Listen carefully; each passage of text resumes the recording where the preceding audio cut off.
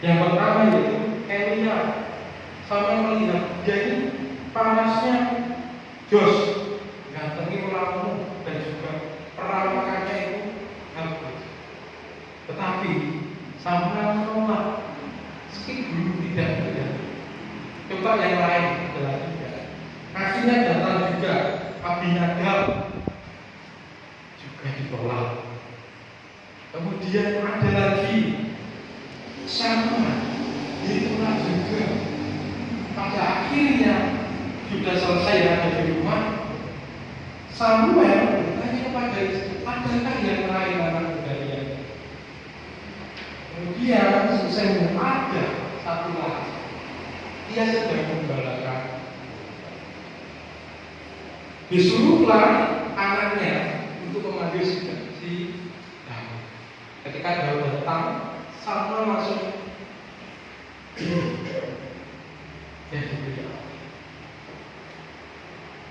Secara langsung Samuel memilih Daud sebagai orang yang terpilih dan pada akhirnya Urapi. Kita lanjut dalam bacaan kita yang kedua dalam Efesus pasal yang kelima ayat ke-8 sampai 14. Kita tahu bahwa surat Efesus ini surat yang ditulis oleh Paulus. Yang pada waktu itu Paulus sedang berada di dalam penjara. Surat Paulus untuk jemaat di Efesus pada waktu itu sebagai pembaca ini Paulus ingin menegakkan, Paulus ingin menceritakan bagaimana kita sebagai jemaat, sebagai pembaca dalam itu orang-orang Kristen, kita senantiasa selalu bertumbuh di dalam iman itu sebagai dasar pijak kita untuk kita lakoni Allah. Harapannya Paulus itu supaya manusia pengikut Kristus ini senantiasa selalu menempatkan imannya pada dasar yang kokoh, benar, dan penuh dengan cinta. Itulah harapan Paulus pada para pembaca di Efesus. Kemudian kita masuk dalam surat yang ketiga, yaitu dalam Injil Yohanes pasal yang 9 ayat yang pertama sampai yang ke-41. Kita tahu bahwa Injil Yohanes ini Injil yang unik, berbeda dengan Injil yang lain, sinopsis yang lain. Salah satunya adalah Injil Yohanes ini sangat banyak hal tentang pelayanan Yesus dari Yudea dan Yerusalem yang tidak ada dalam ketika Injil. Kita masuk dalam bacaannya Yohanes pasal yang 9 ayat pertama sampai 41. Pada waktu itu Yesus menyembuhkan orang buta sejak lahir. Menyembuhkan orang buta sejak lahir. Memberikan mukjizatnya pada hari Sabat. Padahal secara tradisi orang Israel bahwa hari Sabat itu tidak boleh ada satu orang pun yang bekerja, harus menguduskan hari Sabat. Itulah tradisinya orang Israel. Kalau orang-orang yang harus menguduskan hari Sabat, tidak boleh ada pekerjaan apapun, tidak boleh melakukan segala apapun, kegiatan apapun yang kita lakukan sehari-hari. Tidak boleh, kita harus melakukan hari Sabat.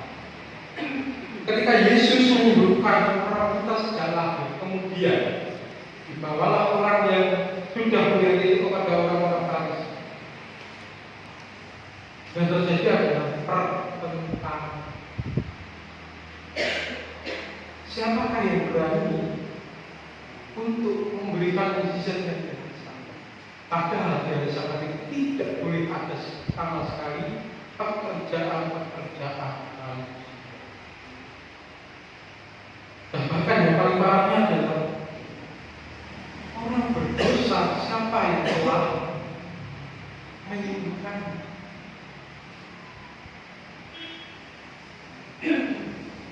Dari bacaan ini Dalam Yohanes pasal yang 9 ayat pertama sampai yang 41 menjelaskan bahwa ketika Yesus menyembuhkan dan juga memberitahu pada orang-orang bahwa karya keselamatan Allah tidak terbatasi, dan bahkan di hari Sabat pun tidak ada batasan karya Allah. Karya Allah senantiasa itu hadir setiap detik, menit, jam, hari, setiap saat di dalam hidup. Itulah yang dikatakan Yesus kepada semua orang yang ada di sini. Karya Allah harus ada setiap saat. Bapak Ibu dan saudara sekalian, sudah sarapan? Belum? Belum. Mari bersama-sama kita bayangkan. Nanti Bapak Ibu dapat menjelaskan. Coba bayangkan nasi pecel. Nasi pecel, sop goreng tangga, ulu panik, godong putih, kembang puri, ono capare, sambal lewat, jos pedes, pakai kemriu. Enak kalau betul. Enak tenan. Enak. Enak saya tangan bae.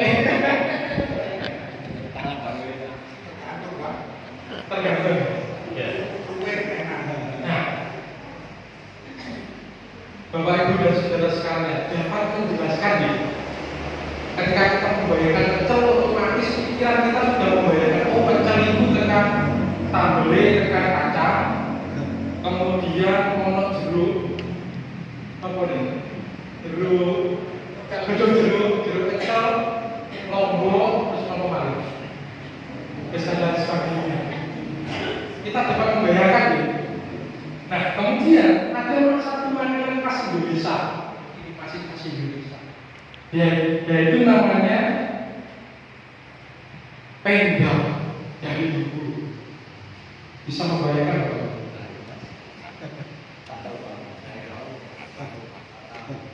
Bisa. Gak bisa.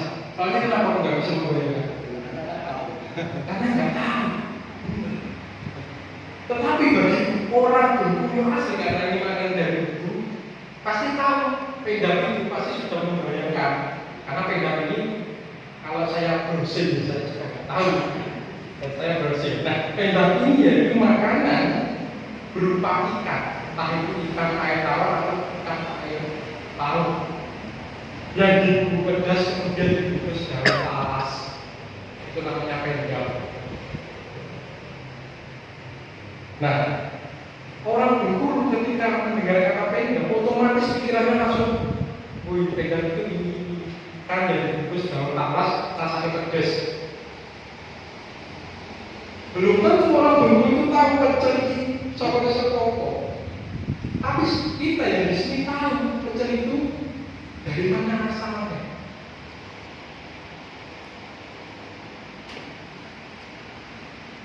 Kembali ke dalam 3 bacaan kita yang menjelaskan bahwa manusia seringkali melihat, menilai, mengkriteriakan dari apa yang dilihat, dari apa yang dengar.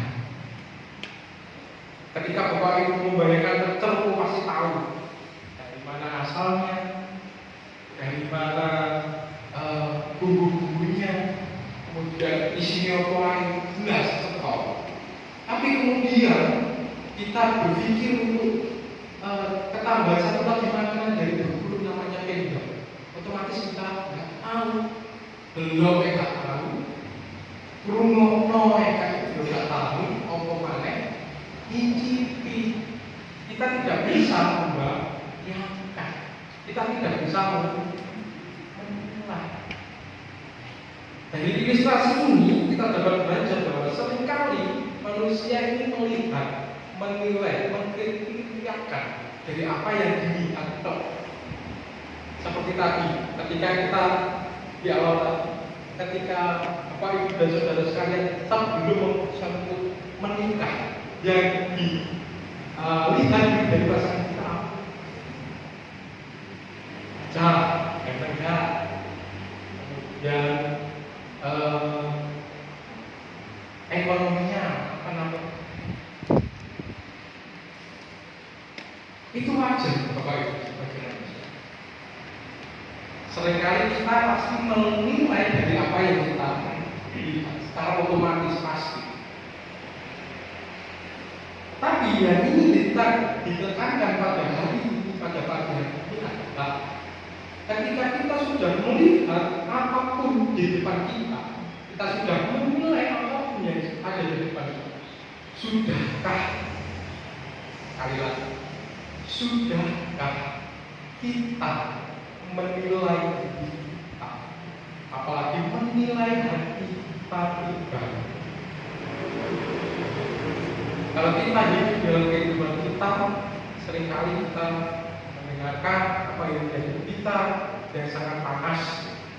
Kita terkini tentang samping kiri kita, tetangga kita. Seringkali kita melihat, oke, orang-orang sekolah di Sumba, rumah kita kelima, itu dekat dulu.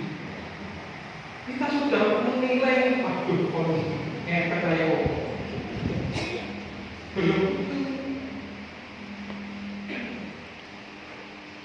Kita sama-sama diajak untuk melihat, menelisik dulu dalam. Kita boleh menilai apa yang bisa kita lihat. Tetapi penilaian itu mari kita sampai sudahkah? Jangan sampai yang kita ucapkan itu ketika menilai di hati orang lain.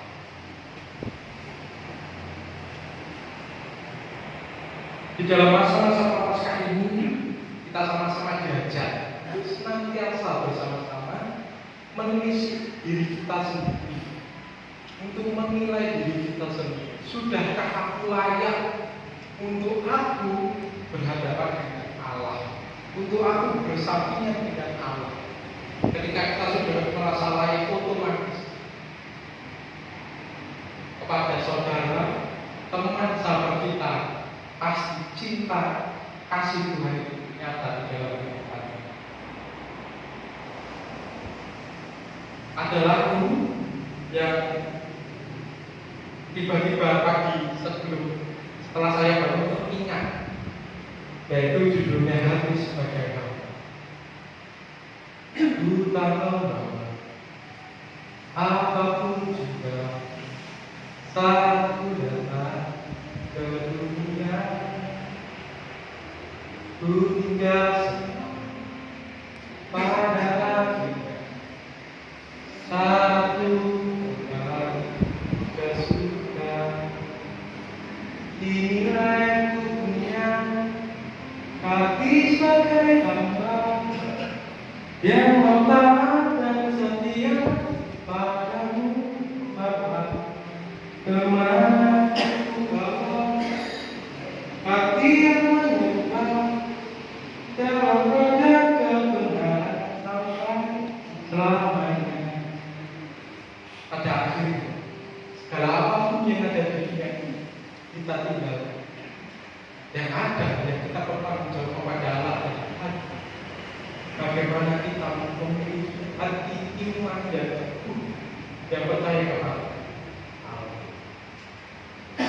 Hati sebagai hamba yang mau taat dan setia kepada Allah. Firman Tuhan pada hari ini senantiasa menguatkan kita untuk senantiasa selalu menyerahkan hati, apapun yang kita lihat, apapun yang kita dengar. Mari bersama-sama kita tanamkan dalam hati. Sudahkah kita layak, sudahkah kita benar di hadapan Allah dan bersama kita. Tuhan Yesus memberkati.